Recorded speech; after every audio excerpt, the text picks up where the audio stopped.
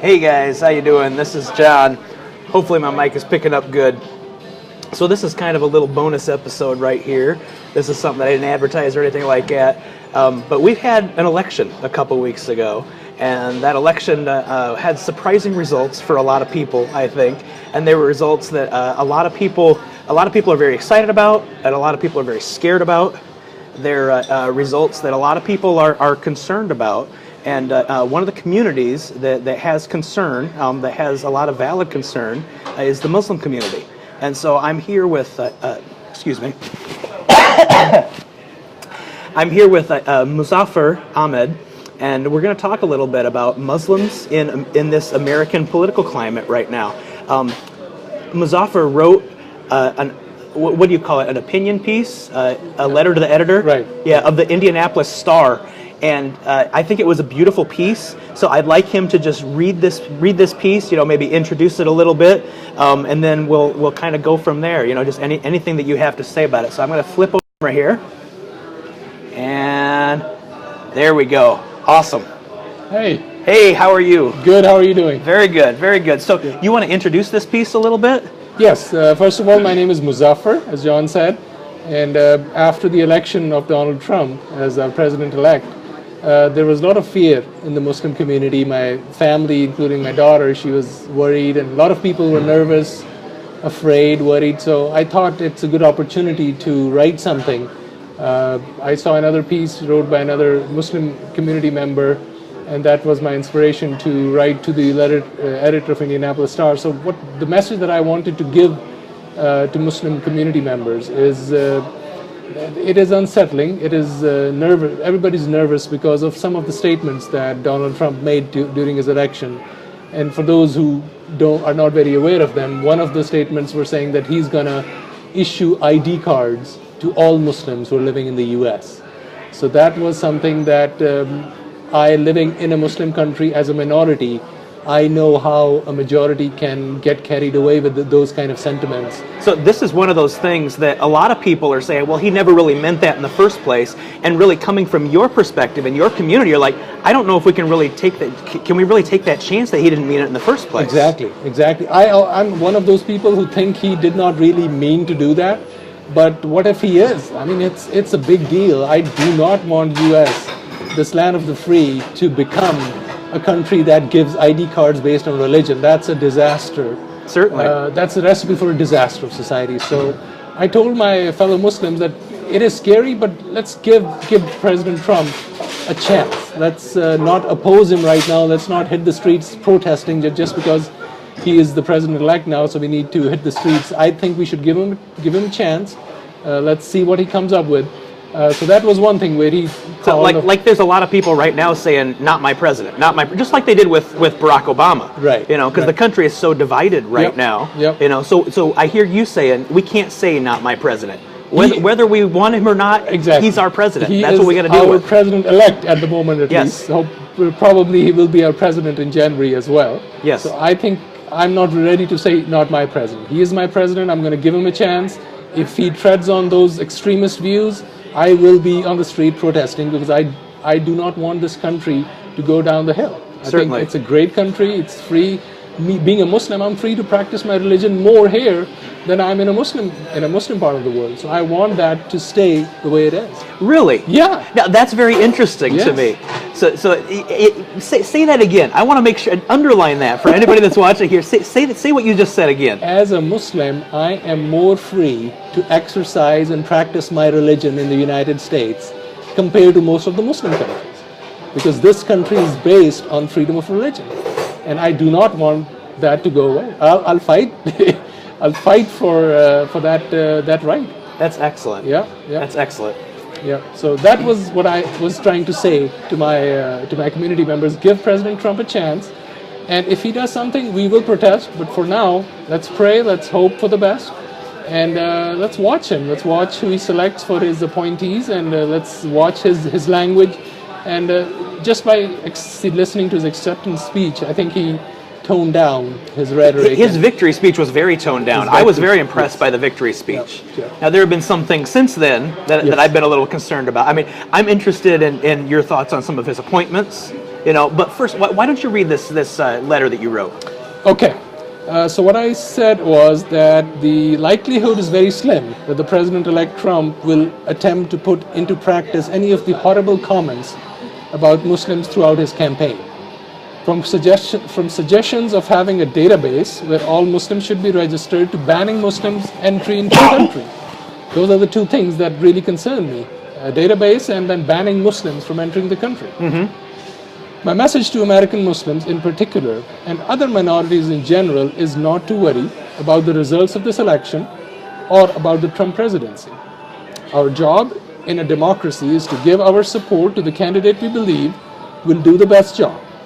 After doing our part as civic-minded citizens, we put our trust in God, who is the greatest of protectors. We should give President-elect our full support and hope that he will make the right choices for all segments of the American society. If he does, we would continue to support him wholeheartedly. If he does not, we would make sure that our voices are heard. At this time, I am not ready to join our protesters chanting, "Not my president." My only request to President-elect, Mr. Trump, is to speak up and discourage those elements of our society who are motivated by hate. I believe in love for all and hatred for none. So that was my piece, and I was so happy. The next day I heard his first speech, or first interview with 60 Minutes. On 60 Minutes, yes. And he looked at the camera and said, "Stop it." So I thought, thank you. He must have read my article. Yeah, I thought that was wonderful also. That encouraged me. That there have been a couple things. His victory speech, his appearance on 60 Minutes, it does seem like it's toned down. Right. Like President-elect Trump is a little bit different person than candidate Trump was, right. Which I think is a very good thing. Yeah. So what's been the response to your letter? Several people appreciated it. I've heard from several people saying it's a very moderate and very practical approach. But I do understand. I know people who are extremely hurt, and they went to these rallies protesting the election of Donald Trump. And after talking to some of them, I realized that they feel at ease now. They were frustrated, angry, scared, but after attending those rallies, which I thought they're doing a wrong thing by going to those rallies, they felt at ease. They felt like they have chanted and they have said what they really believe. So by giving their voice, even though that you felt it was the wrong thing to do, by giving their voice, they feel better now. They feel better. So as long as they're peaceful, they're not causing any harm, I don't see anything wrong with doing that, but I think we should give them a chance. Sure, definitely. All right, well, I've had some experience also. I mean, everybody writes their own opinions on Facebook. Facebook is a fun little place to be, right? And I have some friends that I got into a discussion with. Everybody gets into discussion, okay? And I have some friends that presented what I thought was kind of a common white male American point of view. A lot of us don't know what Muslims even are, honestly, And I hate to use the word ignorance. Actually, I'm going to flip the camera around. I hate to use the word ignorance because it sounds so superior, but really there is a lot of ignorance out there. That's why the whole point of doing this group is that I want to kind of try to combat a lot of that ignorance and kind of have people actually get the viewpoints from the people that hold those viewpoints. I want people to hear things, to see things through the eyes of other people. And so I was in one of these conversations, and I heard this viewpoint, and I just want to read this to you, Muzaffar. Did I say your name wrong? Yes. No, you're fine. I'm still, see, this is me, little white bread, small town Johnny, that I'm still learning pronunciations. I still get words wrong all the time. Okay, so I want to read this, and I want to get your honest opinion on it. And this is what I feel is where I am right now, and this is not where I was 5 years ago. Where I am right now, I feel that this statement is pretty inflammatory. But I can understand the person making it not feeling that it's inflammatory, feeling that it is truth that they are telling, and there's fear on their side also that they're feeling. So this is the statement. It says, Islam and this, I'm not going to tell the name of the person that made this statement, obviously. Islam is not a religion. It is, in fact, a political culture. It does not matter whether they are peaceful or moderate or radical Muslims. They all follow the Quran, which teaches their stated goal is world domination, period. Ask any Muslim if Sharia law should be above our constitutional laws, and their answers are always yes. All Muslim adherents must renounce the tenets of their beliefs to be able to live peaceably in America as a constitutional republic. Just look around the world as they are like locusts, killing, raping, burning down the countries they infiltrate. So I'm showing my face when I'm saying that. I imagine it's hard for you to hear things like that. It's difficult. I'm going to give this statement to you so you can see it, you can review it a little bit yourself, and then just, I would love to hear what your response is, because honestly, that's, it hurts me to say those words, but I understand that there's fear on that side also. Exactly, and I don't get hurt when I hear this statement. I would prefer that people say it if they think that's the reality, instead of keeping it in their heart, believing that's what Muslims are, but don't say it because it sounds politically incorrect. So when I hear this, I say I understand why, or what the point of view of this person is. Because if I put myself on the other side of the table, look at the Muslim world, look at Saudi Arabia, look at Iran, look at the Middle East, look at Syria, Iraq. I mean, there's restrictions, there's no human rights, women are not allowed to drive, the persecution of gays and lesbians, women are forced to cover them up. In Afghanistan, women are beaten if their hands are showing up. So I feel like it's pretty crazy. I wouldn't want to be a Muslim as well. Yeah. So looking from that lens, it's pretty obvious. And then you look at what Muslims have done to the US in the recent time. On 9/11, they were all Saudi men, Muslim men, whatever you want to call it. Maybe it's men who are problem because they were all men. But so it depends on what your point of view is. What I want to say is that my Islam, which I believe is the true Islam, the teaching of Prophet Muhammad is that every Muslim, it's their religious duty to be loyal to the country they live in. So as an American citizen, it's my religious duty to be loyal to the United States, to its constitutions, to its president, to its police, to its laws. Do I believe in Sharia law? Yes. What is Sharia law? It depends on which Muslim you ask. There is no book that I can go on YouTube or Google, what is the book of Sharia law? There is no book of Sharia law. The book of the Sharia law has so many different instructions and directions that it's very interpretive. And I do not believe that Muslims are supposed to enforce their will on non-Muslims or even on other Muslims. Yeah. The basic principle of Islam is there's no compulsion on religion. So if Saudi Arabia does not allow their women to drive, it is not Islamic. If Iran persecutes gays and lesbians, it's not Islamic, because Malaysia or Indonesia don't do it. They're Muslim countries. So when I hear these things, they say, ask Muslim if Sharia law should be above the constitution laws, and their answer are always yes. I'm a Muslim and my answer is absolutely not. Sharia law cannot trump the law of the land. Yeah. If it is a democratic right of the people of the country to choose what law they want. Of course, they cannot be against the basic human rights. Sure. But everything else, whatever laws they want. Islam says, I don't know, whatever law you can think of. That is just a recommendation. If people say we want to adapt that, adapt that. If people say we don't want to adapt it, don't adapt it. There is no compulsion in religion. So that's one answer. So I'm gonna flip around to me for a second. So one thing that I'm hearing you say, and I want you to tell me if I'm hearing you correctly. So coming at it from a Christian perspective, in the Bible we have Mosaic Law, and we have the law of love that's in the New Testament, and there's many different ways that people interpret these things. That's why we have so many different denominations.